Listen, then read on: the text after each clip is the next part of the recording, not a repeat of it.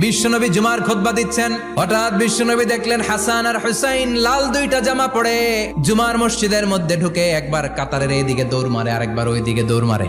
বিশ্বনবী খুতবা থামিয়ে দিলেন, মিম্বার থেকে নেমে হাসান হুসাইনকে দুই হাতে টানতে টানতে মিম্বারের উপরে নিয়ে আসলেন যাতে মুসল্লিদের ডিস্টার্ব না হয়ে যায়। হাসানকে ডান হাতে ধরে হুসাইনকে বা হাতে ধরে বাকি খুতবাটা বিশ্বনবী তখন শেষ করলেন।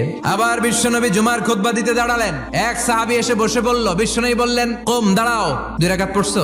সাহাবী কয় না, পড়ি নাই। বিশ্বনবী বললেন, 2 রাকাত পড়ো। খুতবার নিরবিচ্ছিন্নতাকে ভঙ্গ করে বিশ্বনবী তাকে দাঁড়াতে বললেন, 2 রাকাত নামাজ পড়তে বললেন। তার মানে খতিব সাহেব মন গড়া শুধু খুতবা দিয়ে যায় না, ডানে বায়ে কোথায় কি হচ্ছে সবকিছু নজরে রেখে, কন্ট্রোলে রেখে সামাজিক সব সমস্যার কথাগুলো তুলে ধরে অসামাজিক কার্যকলাপের বিরুদ্ধে হুঙ্কার দিয়ে জুমার প্ল্যাটফর্মটাকে শক্তিশালী করাই হচ্ছে একজনের খতিবের দায়িত্ব। চিল্লায় এখন ঠিক কিনা?